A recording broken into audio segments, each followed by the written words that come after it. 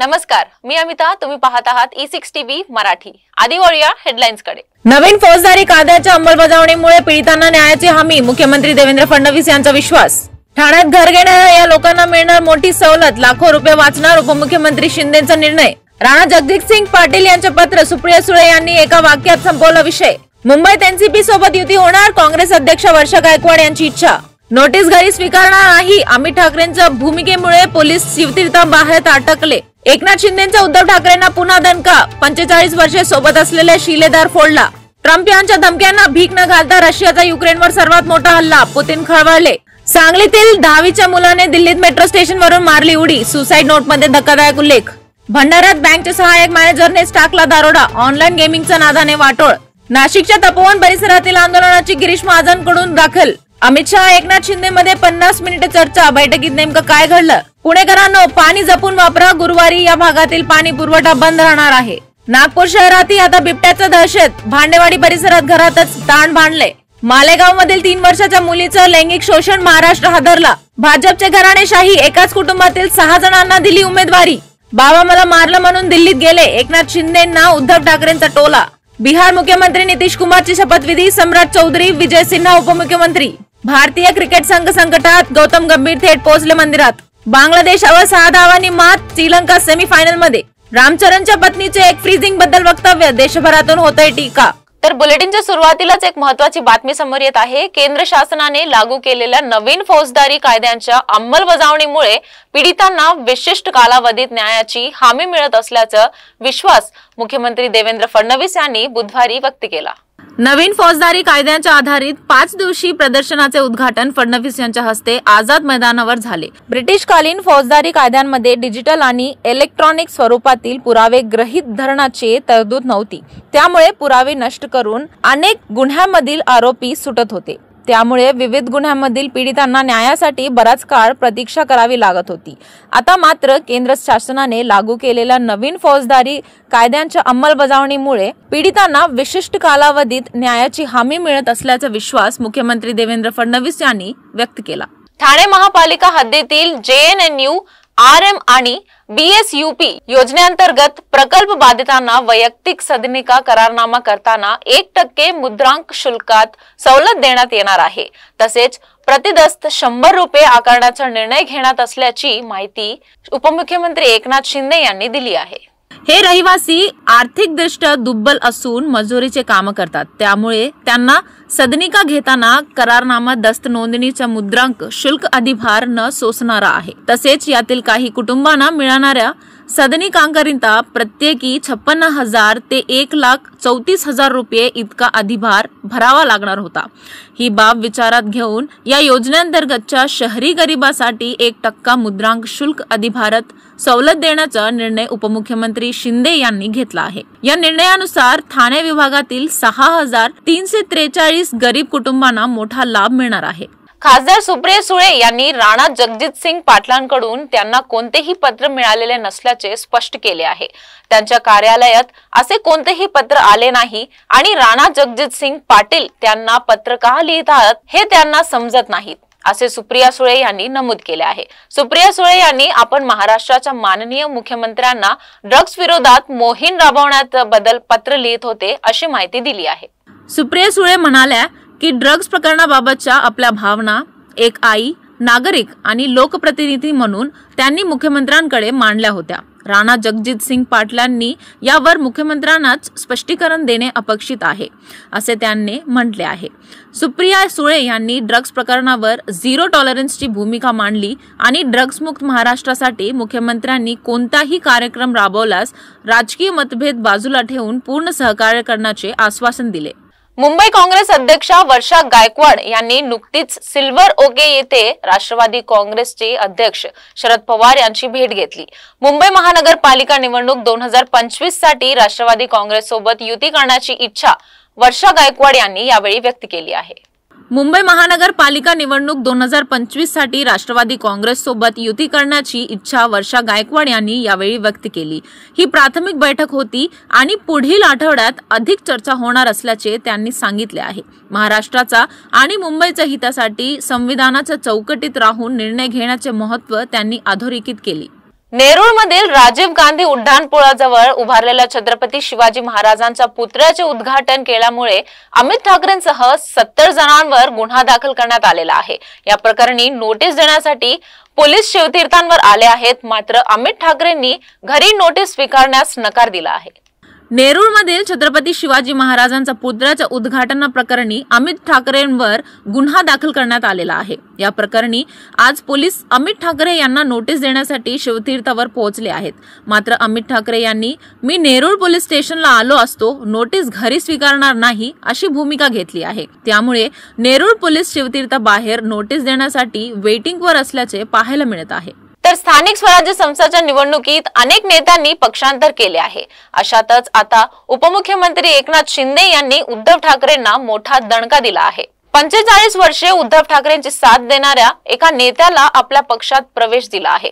या नेत्यांसह असंख्य कार्यकर्त्यांनीही शिवसेनेचा झेंडा हातात घेतला आहे।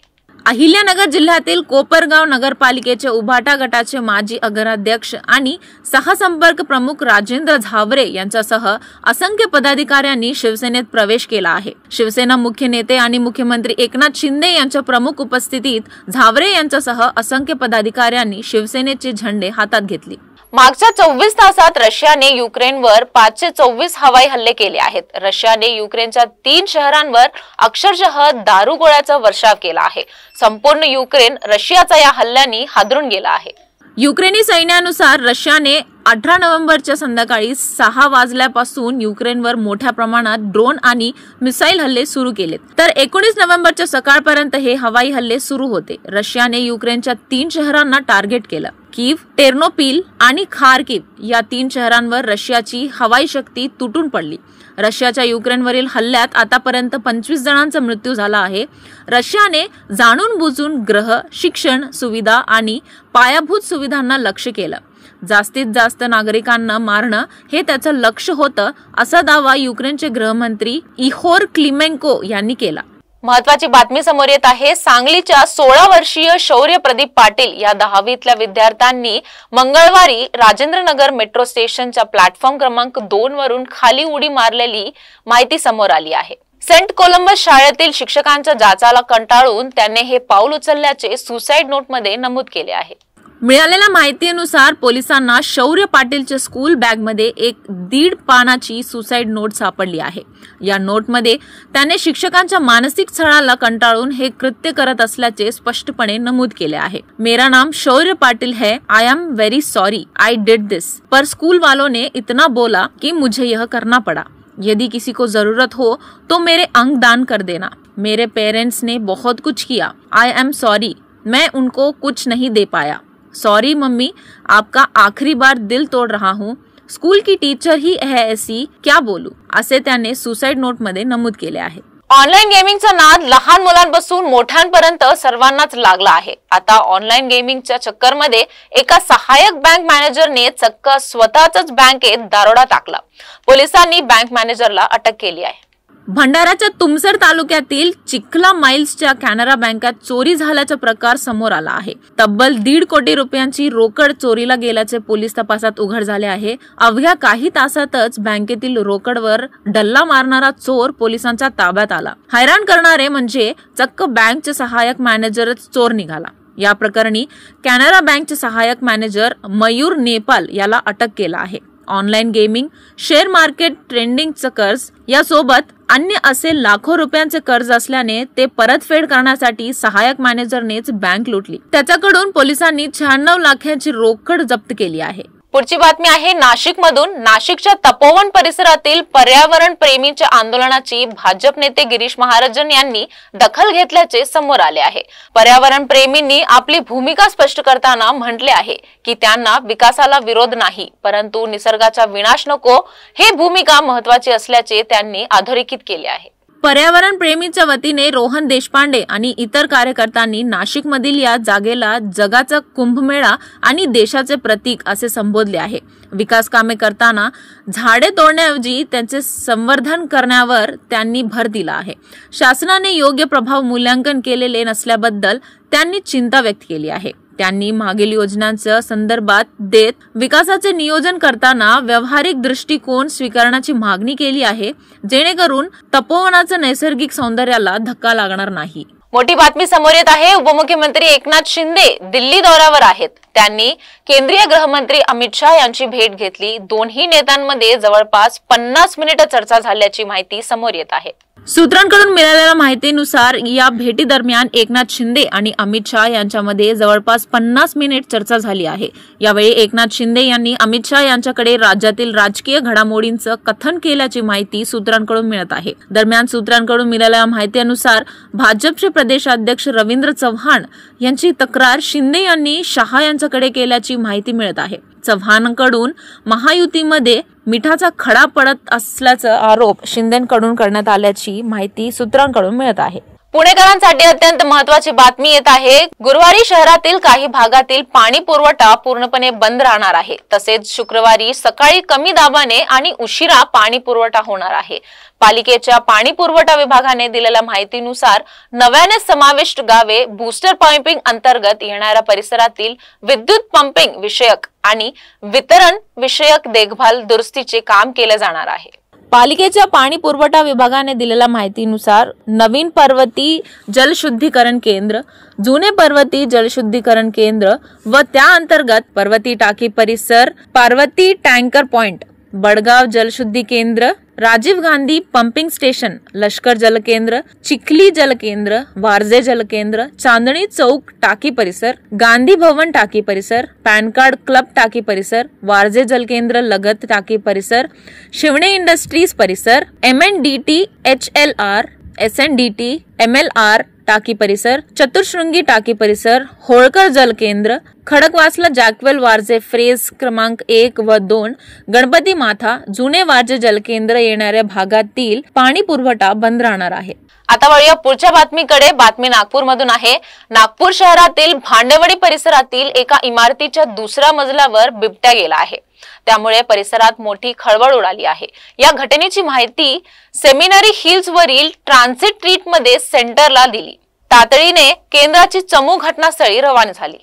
नागपुरातून अत्यंत धक्कादायक बातमी समोर येत आहे। शहरातील भांडेवाडी या दाट वस्तीच्या परिसरात राऊत यांच्या घरात थेट दुसऱ्या माळ्यावर शिरलेल्या बिबट्याला जेरबंद करण्यात आल्याने परिसरातील नागरिकांनी सुटकेचा निश्वास घेतला आहे। सकाळी 9:30 पासून सुरू झालेला हा थरार अखेर 4 तासांनी संपला। आलोक नावाच्या लहान मुलाने सुरुवातीला आपल्या घरातील दरवाजाच्या बाजूला बिबट्याची शेपूट पाहिली, त्यानंतर त्याने याबाबत आपल्या वडिलांना माहिती दिली। पुढची बातमी नाशिक मधून आहे। ही अत्यंत दुःखद बातमी आहे। नाशिकच्या मालेगाव तालुक्यातील डोंगराळे येथील 3 वर्षीय चिमुरडीवर अत्याचार करून तिची निर्घृण हत्या केल्याची हादरून टाकणारी घटना उघडकीस आली आहे। 16 नोव्हेंबर रोजी गावातील 24 वर्षीय विजय संजय खैरनार यांनी या चिमुरडीवर प्रथम अत्याचार केला आणि नंतर तिचे डोके दगडाने ठेचून अमानुषपणे हत्या केल्याची माहिती समोर आली आहे। घटनेची माहिती मिळताच मालेगाव तालुका पोलिसांनी विजय खैरनार याला ताब्यात घेतले। या भयानक घटनेमुळे परिसरात भीती आणि प्रचंड रोषाचे वातावरण पसरले आहे। पोलीस प्रकरणाची अत्यंत गंभीर्याने चौकशी करत आहेत। दरम्यान पीडित मुलीचा मृतदेह जेव्हा तिच्या राहत्या घरी आला त्यावेळी एकच आक्रोश झाला। प्राथमिक तपासात आरोपी विजय खैरनारचे मुलीच्या वडिलांसोबत भांडण झाले होते। धारण 1 महिन्यापूर्वी दोघांचे वाद झाले होते। त्याचा राग या आरोपीच्या मनात होता अशी माहिती मिळाली आहे। नांदेड जिल्ह्यातील लोहा नगरपालिकेच्या निवडणुकीत भाजपचे एकाच कुटुंबातील 6 सदस्यांना उमेदवारी दिल्याने राजकीय चर्चांना उधाण आले आहे। नगराध्यक्ष पदाचे उमेदवार गजानन सूर्यवंशी यांनी पक्षाच्या कठोर निषेधांचा हवाला देत या निर्णयाचे समर्थन केले आहे।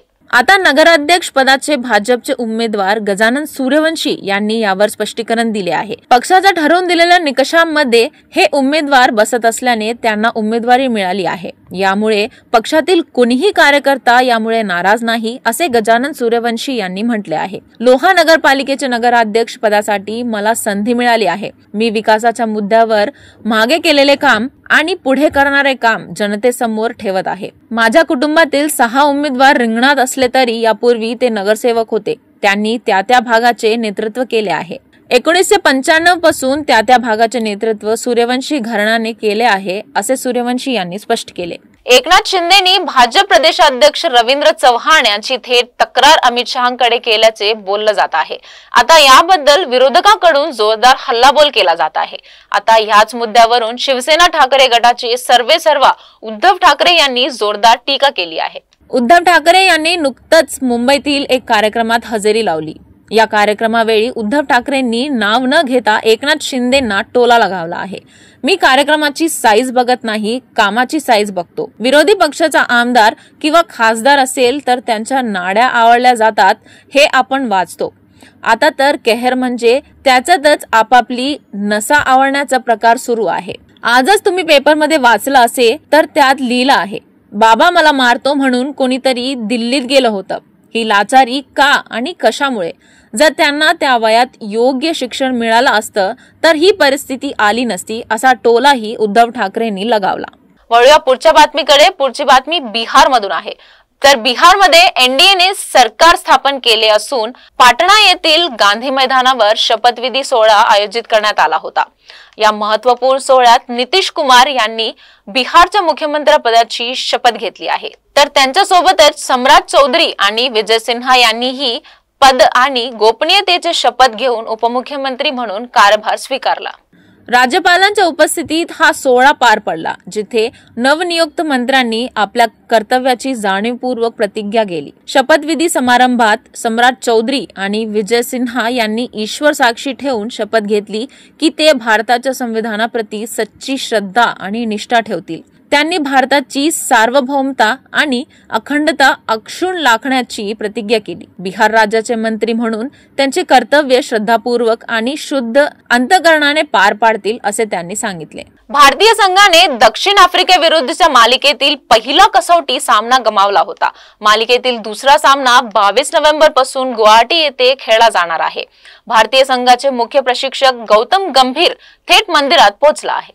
भारतीय संघाने दक्षिण आफ्रिकेविरुद्धच्या मालिकेतील पहिला कसोटी सामना गमावला होता। मालिकेतील दुसरा सामना 22 नोव्हेंबर पासून गुवाहाटी येथे खेळला जाणार त्यापूर्वीच भारतीय संघाचे मुख्य प्रशिक्षक गौतम गंभीर प्रमुख शक्तीपीठ मां कामाख्याचे आशीर्वाद घेण्यासाठी पोहोचले। संघ संकटात असताना गौतम गंभीरने कामाख्या देवीचे आशीर्वाद घेतले आहेत। खेळपट्टीच्या वादात गौतम गंभीर यांच्यावर टीका होत आहे।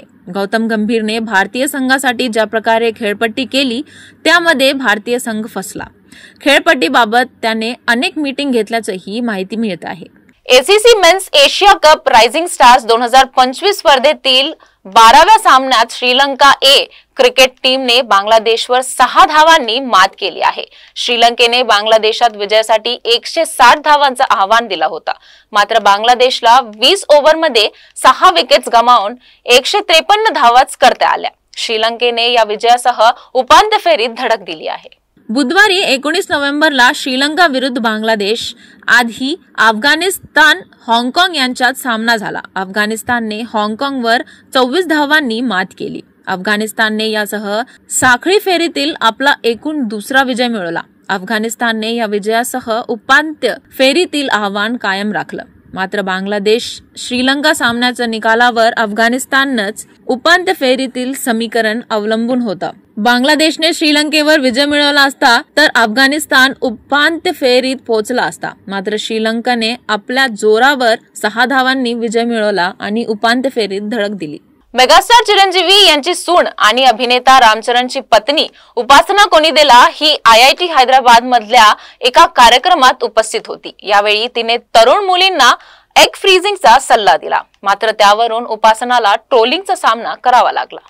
साऊथ सुपरस्टार रामचरणची पत्नी उपासना कोनिदेलाची एक क्लिप सध्या सोशल मीडियावर चर्चेत आहे। यामध्ये ती IVF आणि एग फ्रीजिंग यांना प्रमोट करताना दिसते। IIT हैदराबाद मधील विद्यार्थ्यांशी बोलताना उपासनाने एग फ्रीजिंगचे महत्त्व सांगितले। एग फ्रीजिंग हे तरुण महिलांसाठी सर्वात मोठं इन्शुरन्स आहे असं ती म्हणाली। याच वक्तव्यावरून उपासनावर जोरदार टीका होत आहे। IVF आणि एग फ्रीजिंग बद्दल बोलून ती तिची कंपनी अपोलो IVF चा प्रचार करते आणि तरुणींची दिशाभूल करते असा आरोप तिच्यावर केला जात आहे। तर या होत्या आजच्या बातम्या। पुन्हा उद्या भेटू, तोपर्यंत पाहत रहा E6 TV मराठी।